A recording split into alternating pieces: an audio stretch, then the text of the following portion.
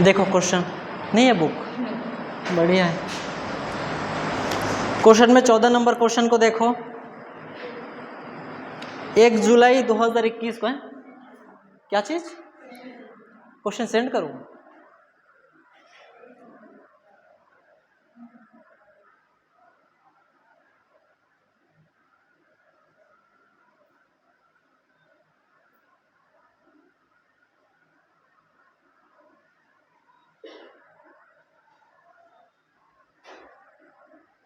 देखो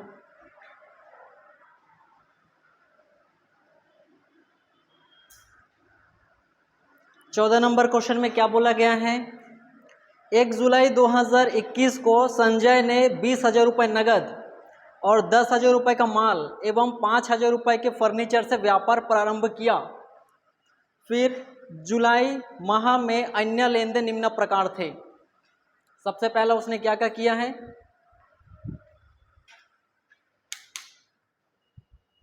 उसने जुलाई महीना में 20,000 रुपये का नगद लगाया है और 10,000 रुपये का माल और 5,000 रुपये का फर्नीचर लगाया। ये सारे चीज लगाकर उसने व्यापार प्रारंभ किया। तो व्यापार जब भी अपन प्रारंभ करते ओपन करते हैं तो उसका एंट्री क्या होता है,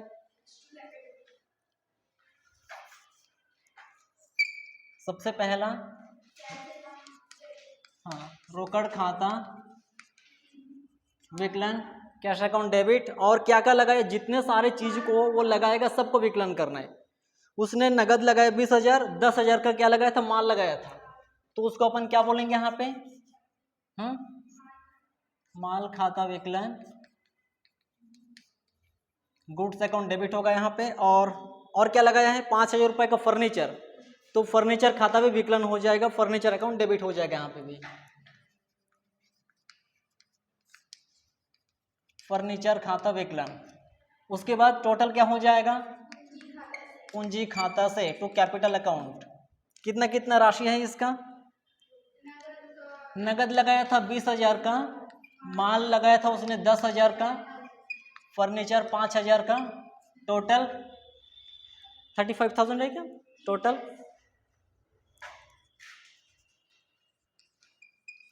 35,000 रुपए का उसका पूंजी लग रहा है उसके व्यापार को स्टार्ट करने के लिए। सेकंड नंबर, नरेशन में क्या लिखोगे, इसका व्याख्या में नीचे यहाँ पे कि उसने रोकड़, माल और फर्नीचर लगाकर व्यापार आरंभ किया या फिर शुरू किया, यहाँ पे लिख सकते हैं यहाँ पे। उसके बाद सेकंड नंबर एंट्री में क्या पूछा गया है, दो बैंक में जमा किया है 14,000 रुपए। तो जब पैसा जमा करेंगे, बैंक में जमा करेंगे तो बैंक खाता विकलन होगा। किस चीज को जमा करें, पैसा, रोकड़ से, तो कैश अकाउंट से हो जाएगा, वहां पे क्रेडिट हो जाएगा। सबसे पहला बैंक खाता विकलन, बैंक अकाउंट डेबिट हो जाएगा टू कैश अकाउंट, अपना रोकड़ खाता से। कितना रुपए का था वो, 14,000 का, 14,000 है ना, हाँ 14,000 का bank account debit to cash account. Cash को अपन वहां पे डिपॉजिट कर रहे हैं बैंक में। उसके बाद नेक्स्ट 5 जुलाई को क्या है, तिजोरी खरीदा और चेक द्वारा यानी कि धनादेश द्वारा भुगतान किया। तिजोरी खरीदा, तिजोरी क्या है, तिजोरी क्या होता है?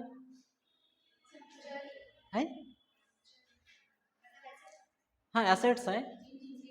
तो वो जो तिजोरी है वो हमारा संपत्ति है, वो बॉक्स है जो भी है वो हमारा संपत्ति है। अब संपत्ति का नाम दिया तो हम उसी के नाम से डेबिट कर सकते हैं, तिजोरी खाता विकलन कर सकते हैं। सेफ बॉक्स कुछ दिया है कॉपी इंग्लिश में, हाँ वही है, उसको डेबिट कर सकते हैं हम लोग। तिजोरी खाता विकलन और हाँ हाँ हाँ हाँ बाई नहीं बोलोगे, बाई बोलोगे तो को हो जाएगा, विकलन हो जाएगा, उसे डेबिट हो जाएगा, टू बोलना है यहाँ पे। उसने चेक से भुगतान किया तो टू बैंक अकाउंट हो जाएगा अपना बैंक खाता से, बैंक खाता से भुगतान किया उसने। कितने का, 8,000, 8,000 का उसने बैंक से भुगतान कर दिया। अब इसमें किसी को दिक्कत है क्या कि नरेशन कैसे लिखना है, इसके नीचे जो व्याख्या लिखते हैं, है डाउट? नहीं है, नहीं है, ले बता क्या होगा, बता इसका नरेशन क्या लिखना है, बता बता। तिजोरी खाता विकलन बैंक खाता से है, जो एंट्री मैं किया इसमें क्या काम हुआ है, इसमें अपने हिसाब से बता क्या लिखना चाहिए इसमें, पता बता, जो है तो बता, और क्या चाहिए। हाँ, तिजोरी खरीदा बैंक से, मतलब चेक से भुगतान किया, डायरेक्ट बोल देना, जो काम करे उसी को तो लिखना है अपने नरेशन में, कुछ नहीं करना। और अगला 7 तारीख को क्या दिया है, श्याम से माल खरीदा 11,500 रुपए का। उससे पहले श्याम से कभी ट्रांजैक्शन हुआ था, श्याम के साथ कोई लेन देन हुआ था इससे पहले, नहीं हुआ था, फर्स्ट टाइम उसके साथ लेन देन कर रहे हैं हम लोग। तो 7 तारीख को तुम लोग यहाँ पे डेट डाल देना, मैं नंबर डाल रहा हूँ बस। 7 तारीख को, ये वाला 7 तारीख है, अगला क्या 5 तारीख था क्या, ये 5 तारीख, और ये वाला 2, ये वाला 1 तारीख, ठीक है। श्याम से माल खरीदा, अब ये जो सेंटेंस यहाँ पे लिखा है, श्याम से माल खरीदा 11,500 रुपए, मुझे पहले बताओ ये कैश है कि क्रेडिट है, नगद है कि उधार है, ये जो ट्रांजैक्शन हो रहा है ये नगद है कि उधार है, मेरे को सबसे पहले बताओ, कैसे समझे हो, बता। हाँ हाँ, जा, कैसे समझे हो कि ये नगद है कि उधार है?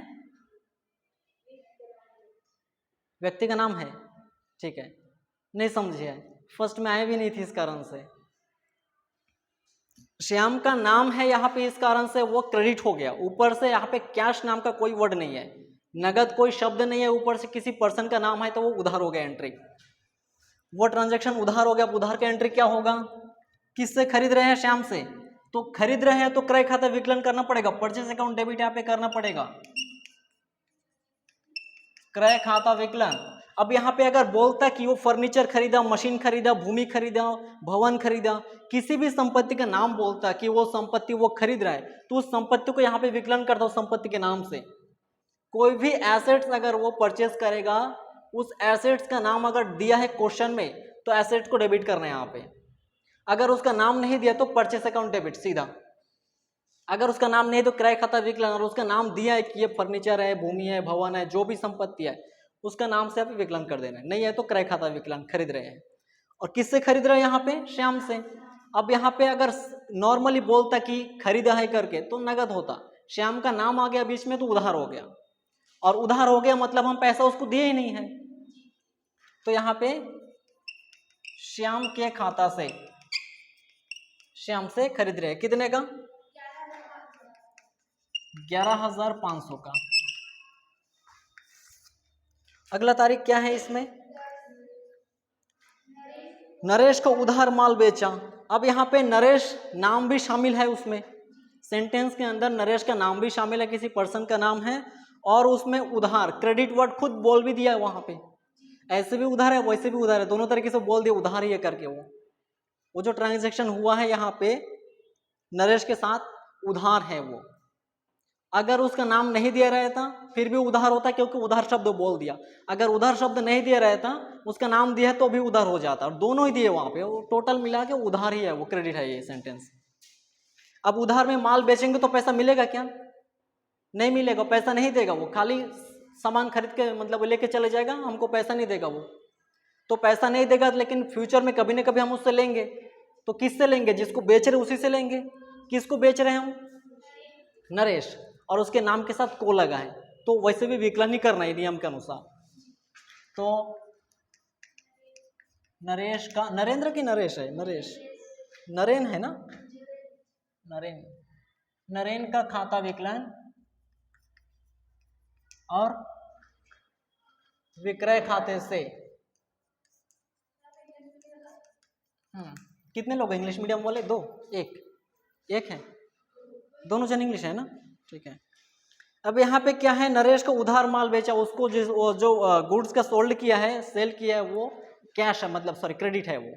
क्यों, इसके रीजन क्या है, वहाँ पे सेंटेंस को पढ़ के तुरंत समझने, वहाँ पे उसने सेल किया है नरेन को कितने का, 6,500 का उसको क्रेडिट में सेल किया, मतलब वो बेच दिया लेकिन उसको पैसा नहीं मिला था उसको।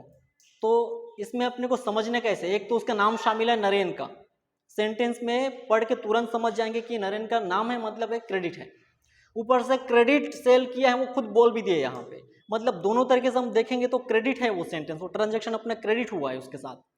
अब क्रेडिट हुआ है तो क्या किया अपन, उसको सेल किए थे।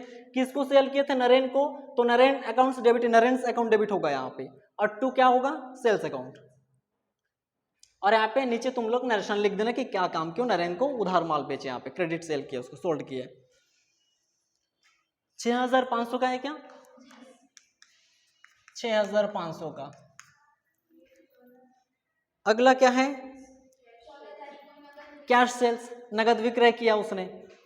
अब कैश सेल्स अगर करेंगे तो क्या होगा? हम सेल कर दिए, पैसा अपने को मिल गया, बात खत्म यहीं पे, पैसा तो आया ना। अब यहाँ पे कैश सेल किया उसने, कैश सेल्स के ये जो कैश है कितना थाउजेंड दिया वहां पे, ये क्या है? अपना कैश है।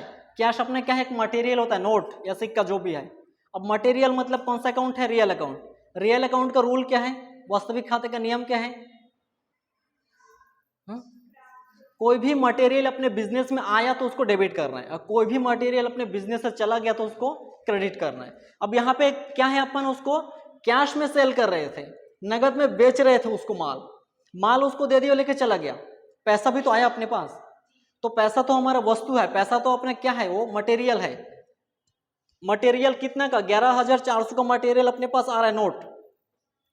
तो जब भी क्या होगा? रियल अकाउंट का जो रूल है, कोई भी अपने पास मटेरियल आया बिजनेस के अंदर तो डेबिट होगा। यहाँ पे क्या कैश आया कि नहीं आया?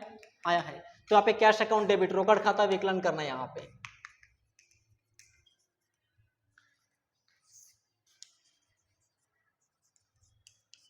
कैश अकाउंट डेबिट और टू सेल्स, विक्रय खाता से हम बेचे तभी पैसा आया है।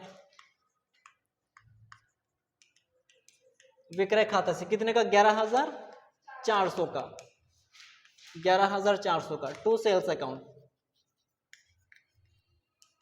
11,400, 11,400 का लिख देना इसको। अगला क्या है?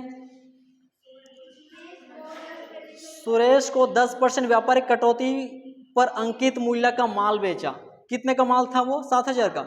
7,000 का वो मटेरियल था, माल था, जो गुड्स था, उसको बेचा किसको? सुरेश को। कितना परसेंट? 10% ट्रेड डिस्काउंट पर बेचा। क्या ट्रेड डिस्काउंट को अपन खाते में लिखते हैं कि नहीं लिखते? रीजन क्या है?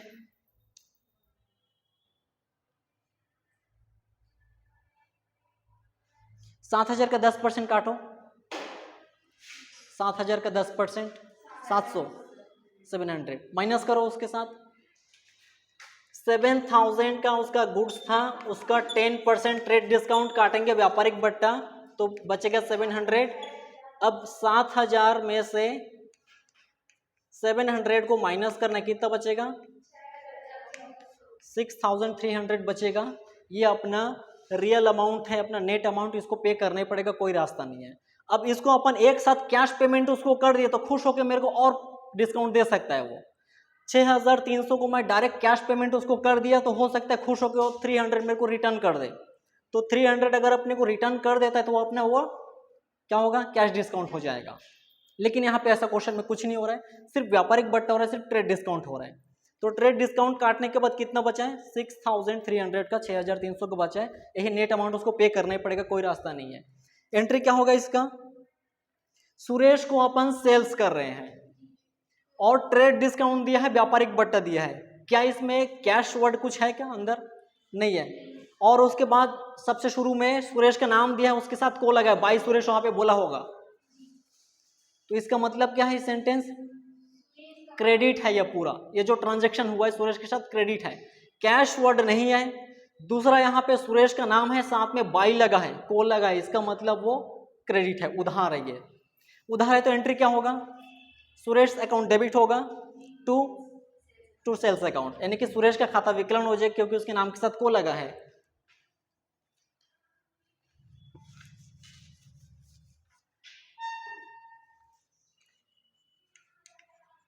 सुरेश का खाता विकलन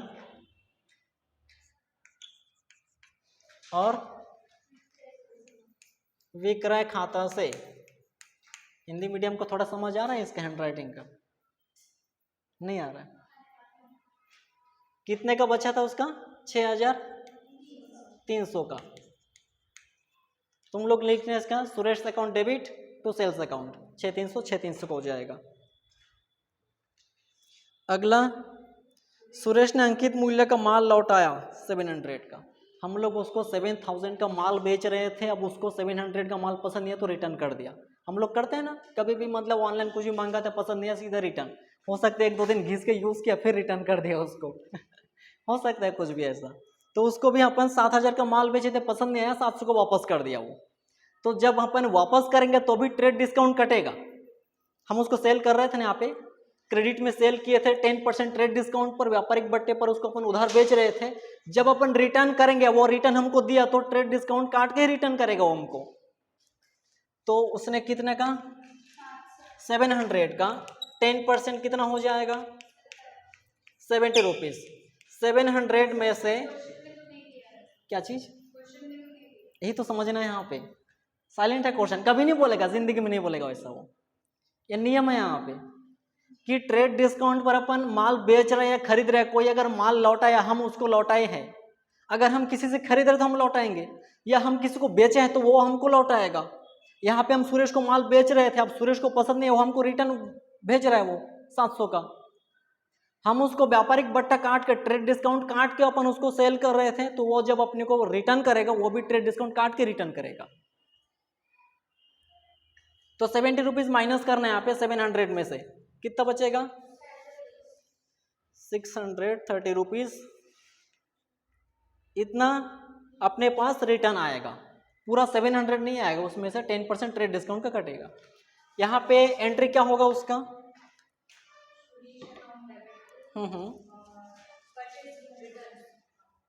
क्या हम सुरेश से खरीदे थे कि सुरेश को बेचे थे? उससे हम परचेस किए थे कि सेल्स किए थे? बेचे थे। हम किसी को माल बेचे हैं, सेल्स किए हैं, वो हमें रिटर्न करेगा। यानी क्या हो जाएगा, पे सेल्स रिटर्न हो रहा है। सेल्स किए थे, वो रिटर्न आ रहा है, सेल्स रिटर्न हो रहा है। अगर हम किसी से परचेस करते हैं, खरीदते हैं और अपन उसको खुद वापस करते हैं, तो यहाँ पे परचेस रिटर्न होता है, यहाँ पे सेल्स रिटर्न हो रहा है फिलहाल सुरेश के साथ। और जो वो अपना क्या बोलते हैं सेल्स रिटर्न, ये सेल्स रिटर्न कभी भी क्रेडिट नहीं होता है, मुश्किल से होता है, जब वो बहुत रेयर केस है, अलग सा है वो नियम। जो परचेस रिटर्न है वो हमेशा क्रेडिट होगा, और जो सेल्स रिटर्न है वो हमेशा डेबिट होगा। यहाँ पे सुरेश को हम माल बेचे थे, सुरेश को जब सेल्स कर रहे थे, सुरेश के नाम के साथ बाई लगा था, को लगा था, तो अपन विकलन कर दिए थे। अब वही अपने को दोबारा वापस कर रहे हैं, कि सुरेश से वापस आ रहे हैं। अब सुरेश के नाम से आ गया, यहाँ पे से आ गया तो समाकलन होगा सुरेश के खाता से। क्या वापस आ रहा है, बेचा गया माल वापस आ रहा है, यानी कि सेल्स के तो वो रिटर्न आ रहा है अपने पास। तो यहाँ पे सेल्स रिटर्न अकाउंट डेबिट हो जाएगा। विक्रय वापसी खाता विकलन, और किससे आ रहा है अभी, सुरेश से। सुरेश को बेचे तो वो वहां से वापस आ रहा है।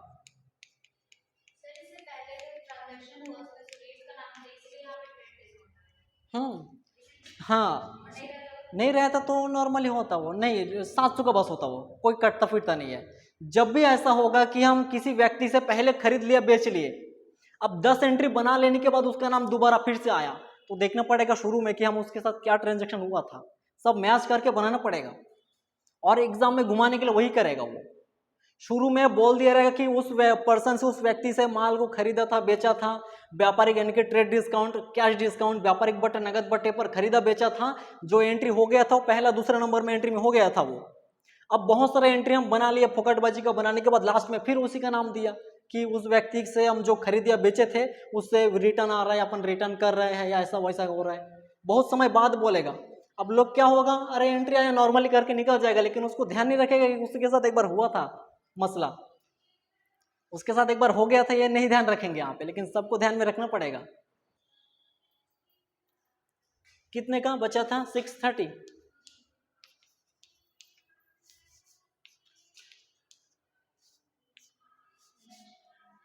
अगला एंट्री क्या है, नरेंद्र से चेक मिला और बैंक में जमा किया 20 तारीख को, एक ही डेट को चेक मिला, उसी को उसी डेट में बैंक भेज दिया, तो क्या होगा।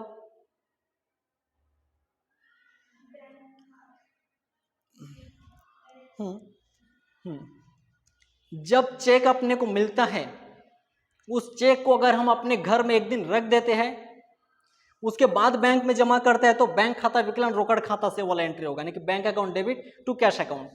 लेकिन यहाँ पे क्या हो रहा है, एक ही डेट को नरेंद्र से रिसीव हो रहा है, उसी डेट को अपन भेज दे सीधा बैंक में, हो गया कलेक्शन उधर चेक। तो क्या होगा यहाँ पे, बैंक अकाउंट डेबिट अपन बैंक में भेज रहा है, बैंक अकाउंट डेबिट तो होगा, पर cash account to cash account नहीं होगा। यहाँ पे रीजन क्या है, एक ही डेट में ट्रांजेक्शन हो रहा है, जिससे मिला था नरेंद्र से सीधा नरेंद्र टू नरेंद्र अकाउंट हो जाएगा, वहां पे नरेंद्र के खाता से हो जाएगा। बैंक खाता विकलन और नरेंद्र के खाता से कितने का है ये 700 का, 700 का कि कितने का है, 6500 का है। कैसे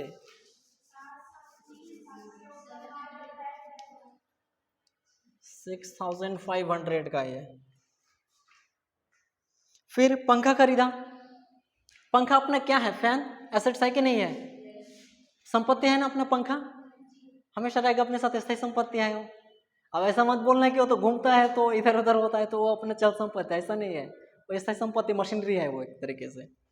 तो यह पंखा हमारा संपत्ति है और पंखा खाता विकलन और रोकड़ खाता से हम पंखा खरीदे, उसके बदले उसको कैश दे दिए है। तो आप पंखा खाता विकलन और रोकड़ खाता से लिख सकते हो।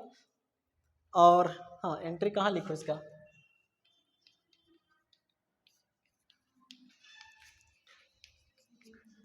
और रोकड़ खाता से, ये चौक बहुत अटकता है, कितने का है, 700 का है क्या, 700 का, 700 का पंखा मिलता है आजकल, नहीं मिलेगा।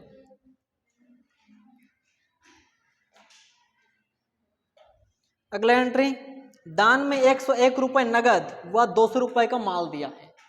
डोनेशन देते हैं ना अपन या चैरिटी देते हैं अपन, 101 रुपए का कैश दिया है और 200 रुपए का गुड्स दिया है उसने। एंट्री क्या होगा इसका,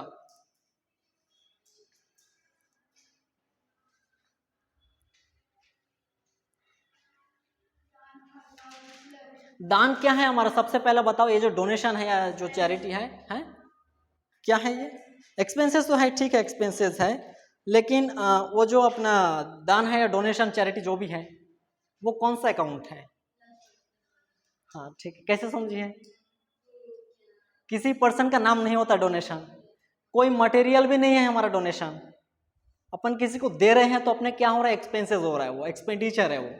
अब एक्सपेंडिचर है मतलब अपने लॉस हो रहा है, जेब खाली अपना हो रहा है यहाँ पे, तो अपना वो क्या है, नॉमिनल अकाउंट है, लास्ट वाला नाम मात्र खाता है। नाम मात्र खाता नॉमिनल अकाउंट का रूल क्या है, कोई भी लॉस, कोई भी एक्सपेंसेस डेबिट होगा और कोई भी प्रॉफिट बेनिफिट कोई भी इनकम हो रहा है तो वो क्रेडिट हो जाएगा। अब यहाँ पे मिटाओ क्या इसको,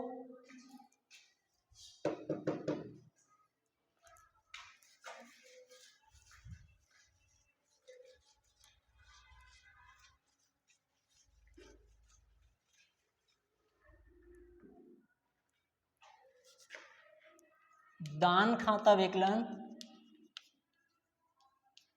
चैरिटी डोनेशन, इंग्लिश में क्या लिखा है, क्या लिखा है इंग्लिश में, चैरिटी कि डोनेशन, क्या लिखा है, चैरिटी। तुम लोग लिखना चैरिटी अकाउंट डेबिट लिखना तुम लोग। दान खाता विकलन क्या दिया है, 101 रुपए का नगद, मतलब कैश दिया उसको 101 रुपए का, 101 रुपीज का यहाँ पे कैश दिया है, तो कैश अकाउंट हो जाएगा रोकड़ खाते से। और क्या दिया है, 200 रुपए का, 200 का वहां पे गुड्स दिया, माल दिया वहां पे, तो टू परचेस अकाउंट। अब किसी को डाउट हो रहा है कि नहीं हो रहा है, परचेस क्यों आया, परचेस क्यों आया, किसी को डाउट हो रहा है कि नहीं हो रहा है, होना चाहिए, हो रहा है, हाँ इसमें खरीदे नहीं तो परचेस क्यों हो रहा है यहाँ पे। शुरू में मैं बोला था ना एक बार, माल जब भी हम क्रय विक्रय करेंगे तो माल खाता विकलन या माल खाता से ना लिख करके क्रय और विक्रय लिखेंगे एडवांस वाला, वही चीज़ है यहाँ पे। हम लोग माल खाता से लिख सकते हैं, कोई प्रॉब्लम नहीं है यहाँ पे, लेकिन वो जो है वो 11-12 के लेवल का है, थोड़ा लो क्वालिटी वाला। अभी एडवांस हो गया, अभी क्रय लिखेंगे यहाँ पे, क्रय खाता से। तुम यहाँ पे माल लिखोगे गलत नहीं करेगा, सही है यहाँ पे, जैसा अच्छा लगे करो यहाँ पे, लेकिन क्रय खाता से भी चलेगा, एडवांस है थोड़ा सा ये। कितने का कैश दिया उसने? 101 का। उसने जो गुड्स दिया है वो कितने का? 200 का दिया, पूरा 200 का दिया है। टोटल कितना हो गया? 301 रुपये हो गया क्या? 301 रुपीज का हो गया टोटल डोनेशन है चैरिटी। ठीक है, नरेशन में क्या लिखना तुम लोग यहाँ पे कि दान दिया रोकड़ और माल। ठीक है, यहाँ पे माल खाता से लिख सकते हो, कोई दिक्कत नहीं है, कोई नहीं काटेगा, लेकिन क्रय खाता से भी लिख सकते हो। अगला, श्याम को पूर्ण भुगतान में दिया 11,300। क्या श्याम से कोई ट्रांजेक्शन हुआ था? ऊपर देखो क्वेश्चन में। हाँ, क्या क्या हुआ था आप सीधा उसमें। श्याम से हम कितने का खरीदे थे? 11,500 का। और उसके नीचे कभी भी ट्रांजेक्शन हुआ है बीच में? नहीं हुआ है। अब डायरेक्ट 28 तारीख को दिया है कि श्याम को पूर्ण भुगतान में दिया है 11,300। कितना कम दे रहे हम उसको? क्या हो गया? कुछ तो हुआ है।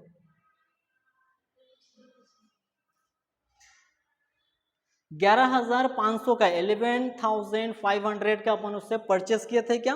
हाँ। अब उसको हम पेमेंट कर रहे हैं, लास्ट पेमेंट कर रहे हैं कितना? 11,300 का, 11,300 का उसको अपन पे कर रहे हैं। कितना कम पे कर रहे हैं हम उसको? 200 का कम पे कर रहे हैं। क्यों कम पे कर रहे हैं? डिस्काउंट, डिस्काउंट है। कौन सा डिस्काउंट है? कैश डिस्काउंट है। हम उसको सीधा 11,500 दे दिए थे, सीधा पकड़ा दिया उसको 11,500। अब वो खुश होकर 200 रुपये रिटर्न कर दे, वही हमारा कैश डिस्काउंट हो गया, नगद बट्टा हो गया। यहाँ पे जब भी नगद भुगतान करेंगे और नगद भुगतान करने के दौरान जो बट्टा दिया जाएगा वो नगद बट्टा है। हम खरीदे थे ना उससे, अब उसको दोबारा पे कर रहे हैं, लास्ट पेमेंट कर रहे थे, 200 रुपये का डिस्काउंट मिल रहा है, तो अपने लिए फायदा है कि क्या है? फायदा है ना। फायदा है तो क्या करना पड़ेगा? जो यहाँ पे डिस्काउंट हमको मिल रहा है वो हमारे लिए फायदा है, क्योंकि हमें मिला, हमें कम पेमेंट करना पड़ रहा है। 11,500 पे करना था, 11,300 पे कर दिया, 200 रुपये हमारा बच गया, अपने फायदा है यहाँ पे। तो ये जो डिस्काउंट है, जो फायदा हो रहा है डिस्काउंट 200 रुपये का, इसको क्या करना चाहिए? डेबिट की क्रेडिट? क्या करना चाहिए? डिस्काउंट अपना क्या होता है? कौन सा अकाउंट है? Personal account, real account, nominal account? कौन सा? नॉमिनल अकाउंट है। किसी पर्सन का नाम डिस्काउंट होता नहीं है तो पर्सनल अकाउंट नहीं आएगा, यानी कि व्यक्तिगत खाता नहीं है ये। डिस्काउंट कोई वस्तु नहीं है, कोई सामान नहीं है, ये इसका मतलब वास्तविक खाता भी नहीं है, ये नाम मात्र खाता है। क्योंकि डिस्काउंट हम देंगे तो हमारा हानि है, हमें मिलेगा तो हमारा लाभ है। यहाँ पे हमको मिल रहा है 200 रुपये का बट्टा, छूट मिल रहा है अपने को, कम पे कर रहे 200 रुपये, तो ये अपने को फायदा हो रहा है, क्रेडिट होगा ये। किसको पे कर रहे थे? सुरेश, श्याम। श्याम से अकाउंट डेबिट, श्याम का खाता विकलन, और टू कैश अकाउंट रोकड़ खाता से, और टू डिस्काउंट अकाउंट बट्टा खाता से। कितना का हम पे किए अभी? 11,300। टोटल कितना पे करना था? 11,500। कितने का डिस्काउंट मिला? 200 का हो गया ये। चलो गड़बड़ गड़बड़ लगा था क्या? कहाँ से हैं? कहाँ से समझ में आई? तो समझ आ गए? नहीं आई से मोर पास ऐसा ऐसा क्वेश्चन है तो पूछू तो हम हर बड़ा जाए तो कुछ नहीं बोल सके। बहुत सारा क्वेश्चन है, पूछूंगा तो पता ही नहीं पाएगी। हैं ते उस पटन क्या बोलता, तुम्हारा कुछ समझ नहीं आते। क्या बोलिए बता? भूल जाती है?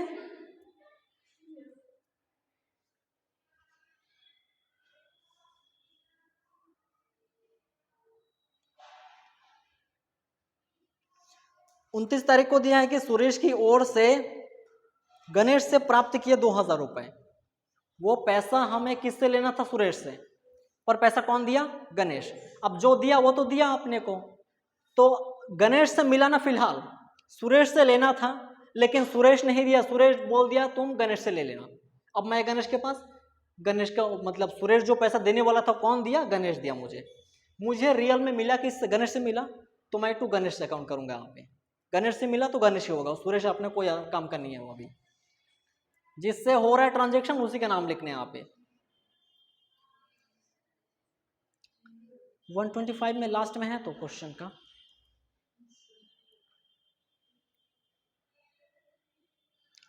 अब सुरेश से मिलना था, मिला गणेश से, पर मिला ना, कितने का मिला है? 2000 है क्या? 2000 का अपने को मिल रहा है, 2000 का पैसा मिल रहा है, किससे? गणेश से मिल रहा है। 29 है क्या डेट? हाँ, सुरेश की ओर से गणेश से मिला, गणेश से मिला, यानी कि जो पैसा अपने को रिसीव्ड होना था वो सुरेश से होना था, हुआ किससे? गणेश से हुआ। तो जिससे हुआ ट्रांजैक्शन उसी का नाम लिखना है, यहाँ पे सुरेश का कोई काम नहीं है। गणेश से मिला क्या है? रोकड़ मिला ना पैसा, तो कैश अकाउंट डेबिट हो जाएगा, रोकड़ खाता विकलन किससे? गणेश। सुरेश से मिलना था पर मिला नहीं है, वो पैसा गणेश दे रहा है अपने को, तो टू गणेश से अकाउंट हो जाएगा यहाँ पे, गणेश के खाता से।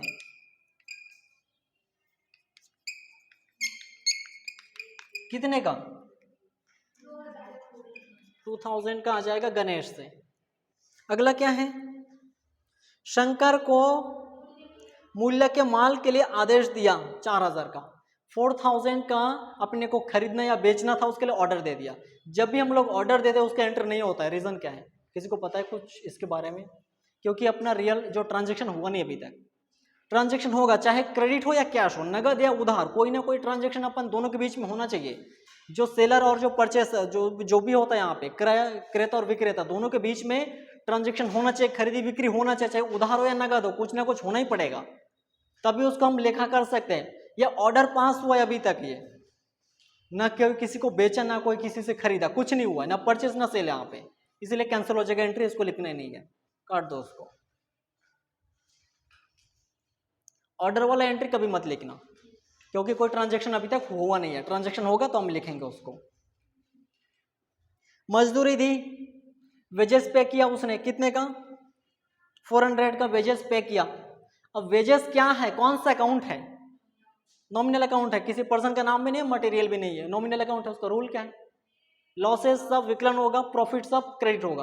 अब वेजेस हम पे कर रहे हैं तो जेब खाली अपने ही हो रहा है, यहाँ पे लॉस हो रहा है, डेबिट हो जाएगा यहाँ पे, वेजेस अकाउंट डेबिट, मजदूरी खाता विकलन, वेजेस अकाउंट डेबिट हो जाएगा। जा कहाँ रहा है? कैश जा रहा है 400 रुपए का, 400 का कैश अपने जेब से जा रहा है, तो ये जो पैसा है 400 जो रुपीज है, ये क्या है? अपना मटेरियल है, नोट। और मटेरियल मतलब रियल अकाउंट। रियल अकाउंट का रूल क्या है? कोई भी मटेरियल अपने बिजनेस में आया तो डेबिट होगा, कोई गया तो क्रेडिट होगा। ये पैसा क्या हो रहा है? जा रहा है, क्या आ रहा है? जा रहा है, तो क्रेडिट होगा टू कैश अकाउंट। रोकड़ खाते से हम मजदूरी पे कर रहे हैं। इतना सारा नियम कानून ध्यान में रखना नहीं पड़ेगा, थोड़ा एक्सपर्ट बन जाओगे उसके बाद सटासट बन जाएगा, लेकिन अभी थोड़ा ध्यान रखना ही पड़ेगा कि कौन खाता है, क्या नियम है इसका। एक्सपर्ट हो जाएगा उसके बाद तो वैसे ही उड़ेगा वो एकदम। फिर कितने का? 400 का। कल कितने टाइम तक पढ़े थे? 5 बजे तक, 6 बजे तक, 8 बजे तक। तो मेरे से मांग लेते, किसी से मांग लेते, सबके पास बुक था यहाँ पे।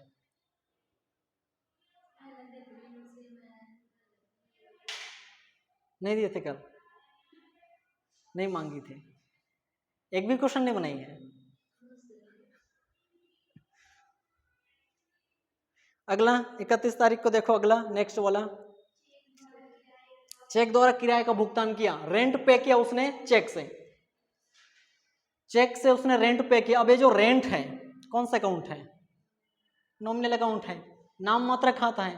रेंट किसी पर्सन का नाम नहीं हो सकता, मटेरियल भी नहीं है। अब रेंट हम पे करेंगे तो जेब खाली अपने ही होगा, यहाँ पे फिर से लॉस हो रहा है यहाँ पे, और लॉस हो रहा है मतलब डेबिट होगा यहाँ पे।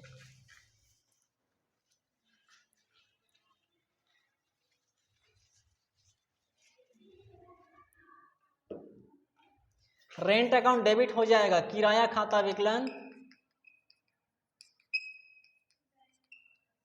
टू बैंक अकाउंट, चेक पे, चेक से हम उसको पे कर रहे हैं,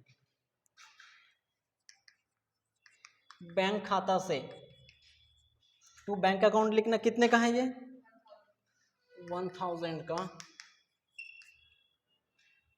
अगला कमीशन प्राप्त किया, कमीशन रिसीव हुआ, यहाँ पे 700 का कमीशन मिला यहाँ पे। कमीशन कौन सा अकाउंट है? नॉमिनल अकाउंट है। रूल क्या है? प्रॉफिट क्रेडिट हो जाएगा, लॉसेस डेबिट हो जाएगा। ये कमीशन अपने को रिसीव हो रहा है, मिल रहा है, तो क्या हो रहा है, अपना जेब भर रहा है, यहाँ पे पैसा आ रहा है, प्रॉफिट हो रहा है यहाँ पे, तो क्रेडिट होगा किसके नाम से, कमीशन टू कमीशन अकाउंट होगा, कमीशन खाता से होगा। डेबिट क्या होगा, कमीशन के रूप में क्या मिल रहा है, पैसा मिल रहा है कि नहीं मिल रहा है, कितने का, 700 का। तो यहाँ पे पैसा मिल रहा है तो रोकड़ खाता विकलन cash account debit to commission account, commission खाता से 700 का कमीशन रिसीव हुआ यहाँ पे। उपयुक्त व्यवहारों के लिए जर्नल पंजी प्रविष्टि कीजिए, हो गया इसका एंट्री। पूछो, ले पूछो, तुला कहाँ समझ नहीं आई इसे, बताते एक गऊ बता, कौन सा वाला एंट्री, बट्टा वाले, कहाँ है वो बट्टा, ये यहाँ पे जो बट्टा दिया तो बहुत इजी था, ये इससे तगड़ा बट्टा तो उस दिन बनाए थे, आए थे इस दिन, नहीं आए थे ना, व्यापारिक बट्टा, नगद बट्टा, उसका आधा 75% वाला, 25% वाला, कितना खतरनाक वाला बन गया था। तो ये कैसे समझ नहीं आ रहा है, कितने का था यहाँ पे ये बट्टे का, 7000 का था, 7000 का 10% व्यापारिक बट्टा काटने बोल रहा है, 0 कैंसिल हो जाएगा, बचेगा 700 रुपए का, ये 700 रुपए अपना व्यापारिक बट्टा हो जाएगा ये। अब उसके बाद क्या होगा, 700 रुपए का डील फाइनल हुआ था, उसमें से व्यापारिक बट्टा ट्रेड डिस्काउंट दे दिया उसको 700 का, कितना बचेगा, 6300 नेट अमाउंट, शुद्ध राशि या वास्तविक राशि, इतना पे करना ही पड़ेगा, हो गया, इतना पे करना पड़ेगा। आगे हमारा नगद बट्टा नहीं है तो हम नगद बट्टा नहीं काटेंगे, 50% 75% वाला भी नहीं है तो वो भी नहीं करेंगे, यही राशि उसको भुगतान करना पड़ेगा। परचेस कर रहे थे क्या, क्रय कर रहे थे क्या, उससे बेच रहे थे, नाम क्या है उसका, सुरेश, सुरेश के खाता विकलन विक्रय खाते से 6300 हो जाएगा। कितना इजी तो था ये वाला, उस दिन से बहुत इजी है ये, खाली व्यापारिक बट्टा ही काटना है इसमें, उस दिन वाला तो कितना खतरा वाला था पूरा, है ना। तो ऐसा सीरियस होके मत बैठ, में डरा जाओ फिर सामने से, हाँ